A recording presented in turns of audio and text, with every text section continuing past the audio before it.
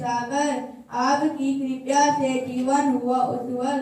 आपने सिखाया जीवन का सही सागर, आपका आशीर्वाद से मिलता है जीवन का आदर्श। आपका आशीर्वाद से मिलता है जीवन का आदर्श। कदम कदम पर रहा दिखाई, जीवन की सच्चाई सिखाई। ज्ञान का दीप जलाने वाले गुरुवर को सदा सदा वंदना है। संघर्षों की राह बताकर आगे बढ़ना सिखाते। शिक्षक हो तुम महान, जीवन में रोशनी लाते। Thank you.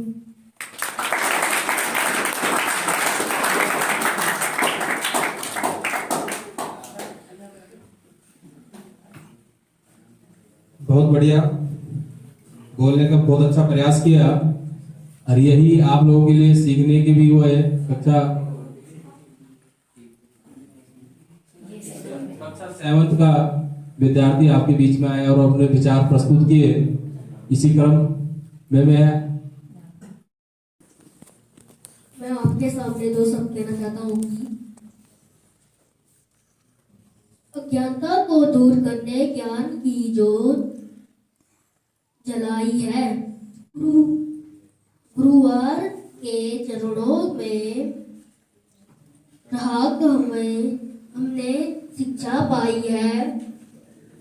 गलत राह पर या 10वीं बात दूसरा सेपरेट पढ़ोगे, 10वीं बात तीसरा सेपरेट पढ़ोगे, कभी तुम पढ़ोगे ही नहीं। तो ये डेली रूटीन में आना बहुत जरूरी है। राधा कृष्ण जी की किताबें पढ़ रही आप, तब आपको लगेगा कि उन्होंने क्या लिखे हुए हैं। एक कहावत है, the room without books is like the body without soul. यानी जिस कमरे में कोई किताबें नहीं होती है, यानी जो कमरा किताब विहीन है, वो कमरा ऐसा है जैसे बिना आत्मा का बॉडी है। ऐसा हो सकता है बिना आत्मा का बॉडी?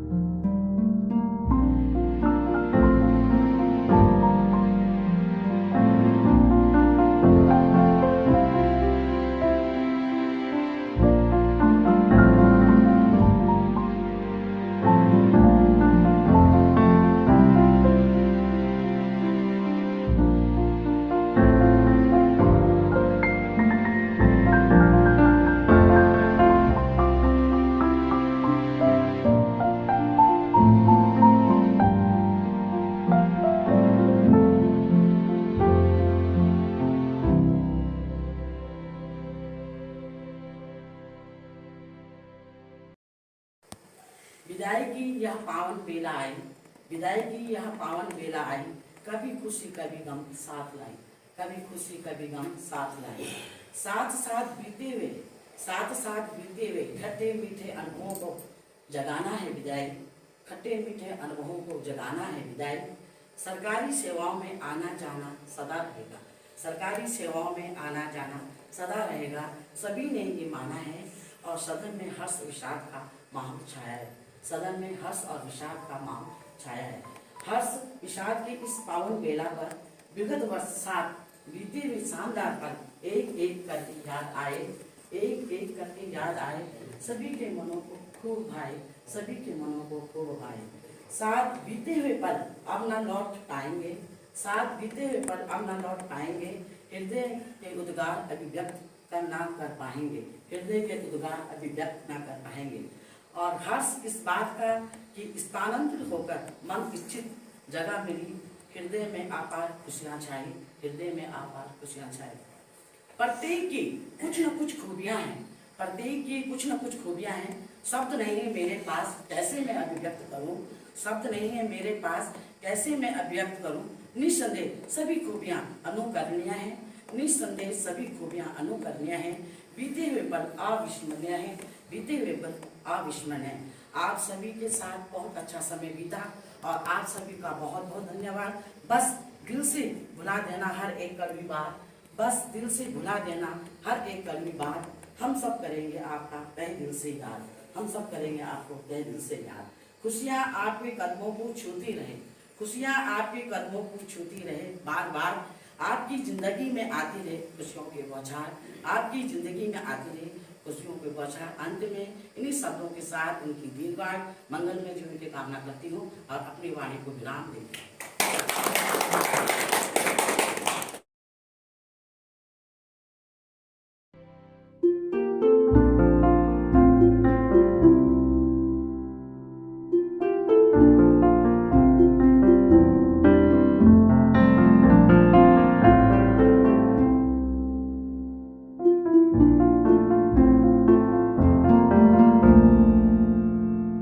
विदाई ले रहे हैं और आज यहाँ पर अतिथि के रूप में विराजमान उनके लिए एक वाक्य। आपके आगमन से खुशी छा गई, हे अतिथि आपका स्वागतम स्वागतम। और इसके साथ हमारे जो इस संसार को चलाने वाले भगवान ईश्वर हैं, उनकी कृपा हम सब पर हो। और जैसे मंगलाचरण के लिए हमसे बड़े भाई जी ने कहा, तो मैं वह मंगलाचरण जो कि जब विवाह संस्कार में वह किया जाता है। ब्रह्मा वेदपति शिव पशुपति शक्रः सुराणां पति प्राणो देहपति सदा गतिरयम् ज्योतिष्पतिश्चंद्रमा अम्बोधिः सरितां पतिर्जलपति सूर्यो ग्रहाणां पति सर्वे ते पतयः कुबेर सहिता कुर्वन्तु ते मंगलम। आप सभी का मंगल हो। और विशेष कर जो हमारे विद्यालय से यहाँ से हम सब से स्थान के अंतरण पर विदाई ले रहे हैं, हृदय के अंतरण पर नहीं। हृदय का हमारा अंतरण नहीं हुआ है, केवल स्थान का एक भौतिक रूप से अंतरण हुआ है। तो इसलिए इस विदाई समारोह पर उनकी शुभकामनाएं हैं। यहाँ पर बुद्धिप्रसाद भट्ट जी की बात मैं कहूँ तो ये जब राजकीय इंटर कॉलेज जगतेश्वर है,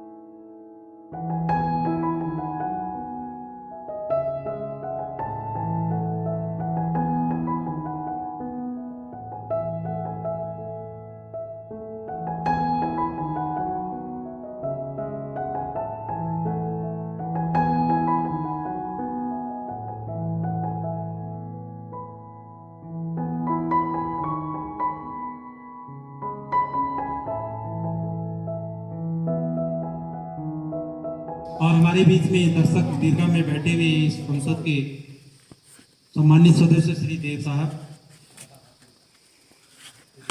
अरे वाह, तालियां बजती रहनी चाहिए। Very good, very good, very good, very good, very good. ये नेता बनेगा। चलो बेटा, शाबाश, वेरी गुड।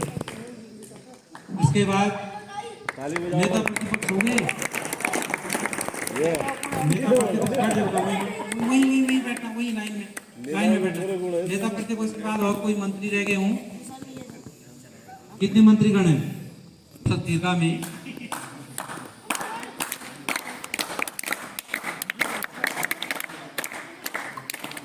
मेरे ख्याल से ये आपसे भी अनुरोध। धन्यवाद सर।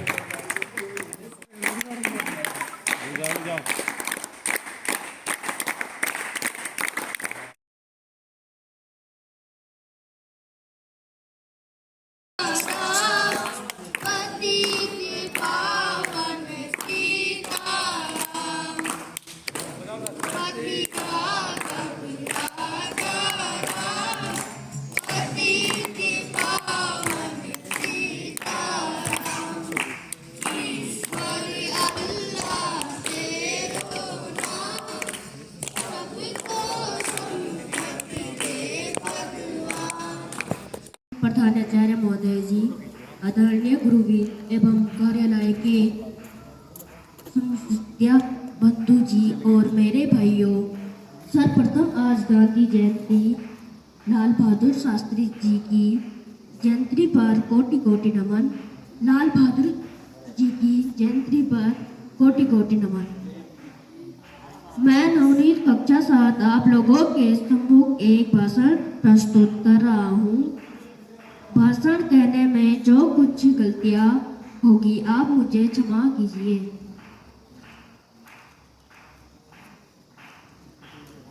लाल बहादुर शास्त्री भारत के एक महान स्वतंत्रता सेनानी व दूसरे प्रधानमंत्री थे।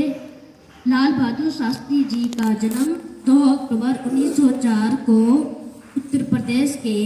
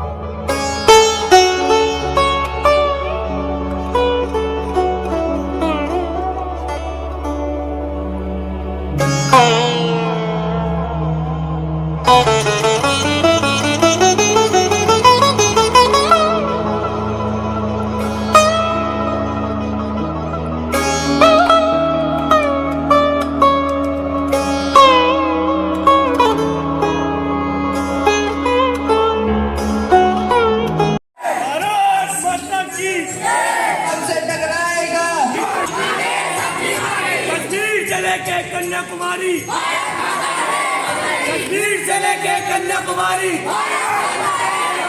वंदे वंदे वंदे। आज क्या है? जयंती, गांधी जयंती।